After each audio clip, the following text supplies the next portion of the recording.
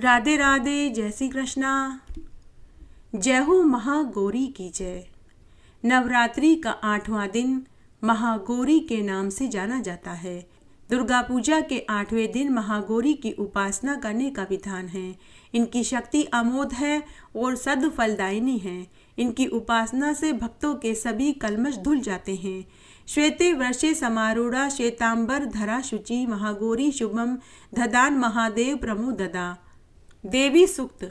भगवती बोली, मैं रुद्र वसु आदित्य विश्वदेव रूप से सर्वत्र विचरण करती हूँ। मित्र वरुण इंद्र अग्नि अश्वनी कुमारों को भी मैंने ही धारण कर रखा है। सोम याग विश्वकर्मा सूर्य ईश्वर नाम के देव मैंने ही धारण कर रखे हैं, जो देवताओं के उद्देश्य से प्रचुर हवि युक्त सोमिया अगादि का अनुष्ठान करते हैं। उन यजमानों का फल मुझ में विद्यमान है। इस ब्रह्मांड की अधिष्ठात्री पार्थिव अपार्थिव देने वाली मैं ही हूँ। ब्रह्मा साक्षात संवित ज्ञान रूपा मैं ही हूँ। यह ज्ञान ही सब उपासनाओं का मूल है। मैं ही अनंत जीवों में प्रविष्ट हूँ। देवता इस प्रकार अनेक भावों से मेरी उपासना करते हैं। जीव जो अन्न आदि खाद्य द्रव्य भक्षण करते हैं, देखते हैं, वे प्राण धारण करते हैं, सुनते हैं, वे सब क्रियाएं मेरे ही द्वारा सिद्ध होती है। जो मुझको इस दृष्टि से नहीं देखता, वे नाश को प्राप्त होते हैं। हे सौम्य, तुमसे जो तत्व कहे हैं उन्हें श्रद्धा पूर्वक सुनो।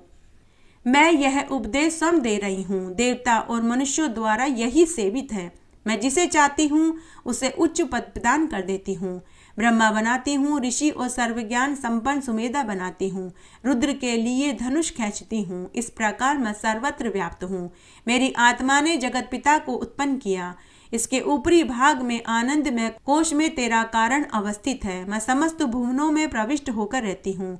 स्वर्गलोक में मेरे शरीर से स्पष्ट है। मैं जल वायु की भांति प्रतीत होती हूँ।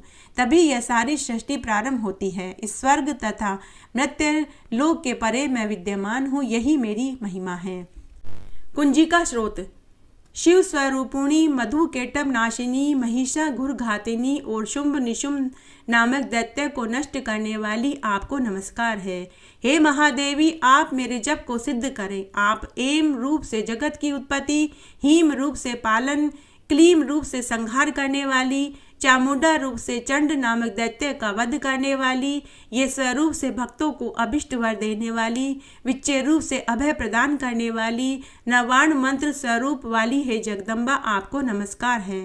धाम धीम धूम स्वरूप दुर्जटी की पत्नी, वाम वीम वूम स्वरूप वाग की अधीश्वरी सरस्वती, क्राम क्रीम क्रूम रूपिणी कालिका, शाम शीम शूम स्वरूपिणी शांति देवी, मेरा कल्याण करो।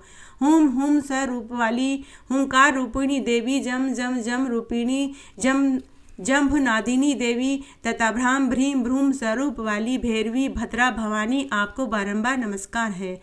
अम कम चम टम तम से कुरु कुरु स्वाहा तक पाठ करे। पाम पीम पूम स्वरूपिणी पार्वती पूर्णा, खाम खीम घूम रूपिणी खेचरी, एम मलाम मलीम मलूम मूल विस्तीर्ण रूपिणी कुंजिका देवी को नमस्कार है तथा साम सीम सूम स्वरूप वाली दुर्गा सप्तशती के समस्त मंत्रों की सिद्धि हे देवी मुझे प्राप्त हो।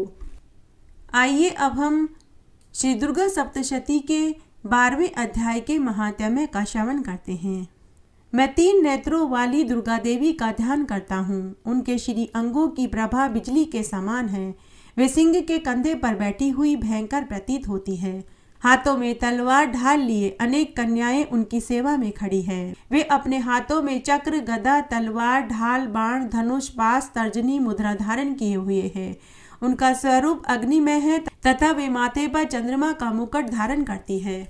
देवी बोली कि जो पुरुष एकाग्र होकर इन स्रोतों से नित्य मेरी स्तुति करेगा, उसकी सभी बाधाएं मैं निसंदेह दूर कर दूंगी।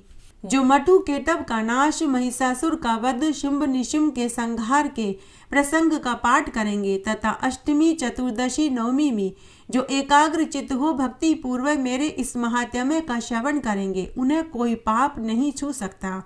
उन पर पाप जनित आपत्तियां भी नहीं आएगी। उनके घर में कभी दरिद्रता का वास नहीं होगा। उनको कभी प्रेमी जनों के विच्छोह का कष्ट भी नहीं भोगना पड़ेगा। इतना ही नहीं, उन्हें शत्रु से, लुटेरों से, राजा से, शस्त्र से, अग्नि से, जल की राशि से कभी भी भय नहीं सताएगा। इसलिए सभी को एकाग्रचित होकर भक्ति पूर्वक मेरे इस महात्म्य को सदा पढ़ना और सुनना चाहिए।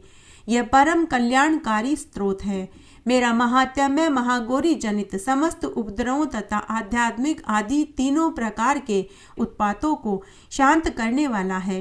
मेरे जिस मंदिर में प्रतिदिन विधि पूर्वक मेरे इस महात्म्य का पाठ किया जाएगा, उस स्थान को मैं कभी भी छोड़कर नहीं जाती। वहाँ सदा ही मेरा वास रहता है। बलिदान, पूजा, होम, महोत्सव के अवसरों पर मेरे इस चरित्र का पूरा पूरा पाठ और श्रवण करना चाहिए। ऐसा करने पर मनुष्य विधि को जानकर या बिना जाने भी मेरे लिए जो बलि, पूजा, होम आदि करेगा, उसे मैं बड़ी प्रसन्नता के साथ ग्रहण करूंगी।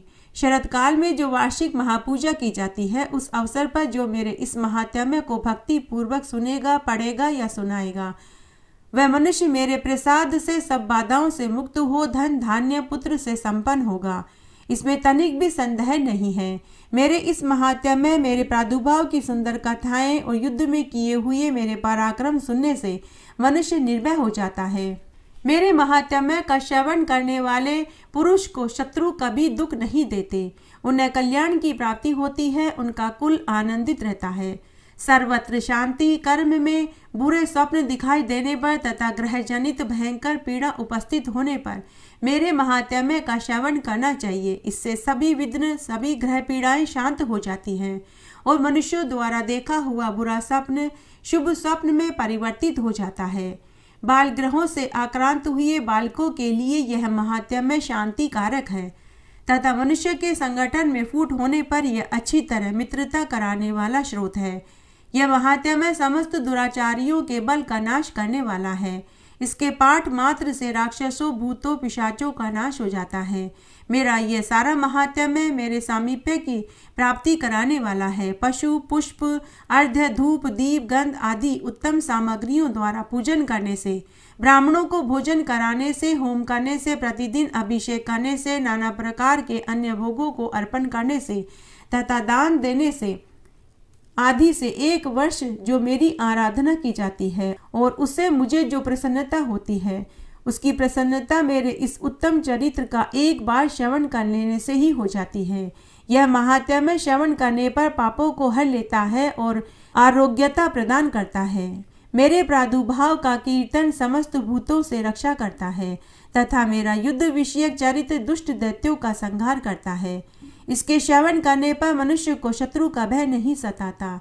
हे देवताओं, तुमने और ब्रह्म ऋषियों ने जो मेरी स्तुति की है तथा ब्रह्मा जी ने जो स्तुति की है, वे सभी कल्याणमयी बुद्धि प्रदान करने वाली है। वन में, सुने मार्ग में, दावानल से घिर जाने पर, निर्जन स्थान में लुटेरों के दांव में पड़ जाने पर या शत्रुओं से पकड़े जाने पर अथवा जंगल में सिंह, व्याघ्र, जंगली हाथियों के पीछा करने पर, कुपित राजा के आदेश से वध या बंधन के स्थान पर ले जाने पर अथवा महासागर नाव में बैठने के बाद भारी तूफान से नाव के डगमग होने पर और अत्यंत भयंकर युद्ध में शस्त्रों का प्रहार होने पर अथवा वेदना से पीड़ित होने पर, किम बहुना सभी भयानक बाधाओं के उपस्थित होने पर जो मेरे इस चरित्र का स्मरण करता है, वह मनुष्य संकट से मुक्त हो जाता है।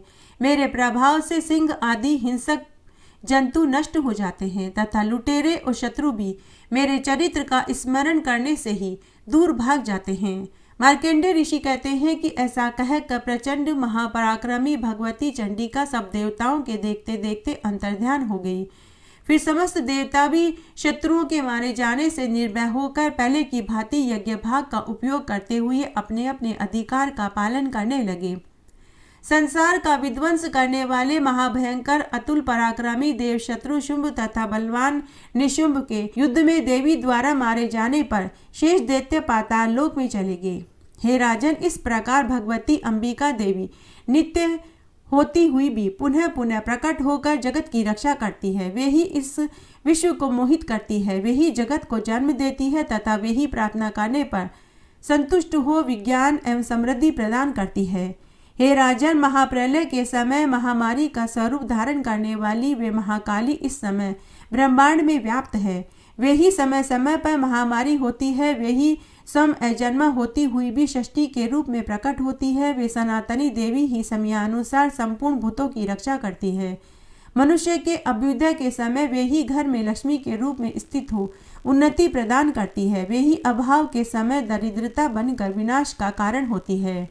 पुष्प, धूप, गंध आदि से पूजन करके उनकी स्तुति करने पर वे धन, पुत्र, धार्मिक बुद्धि, उत्तम गति प्रदान करती है। इस तरह आज हमने श्री दुर्गा सप्तशती के 12वें अध्याय का महात्म्य सुना। आगे के अध्याय के लिए भी आप इसी तरह मेरे साथ बने रहें।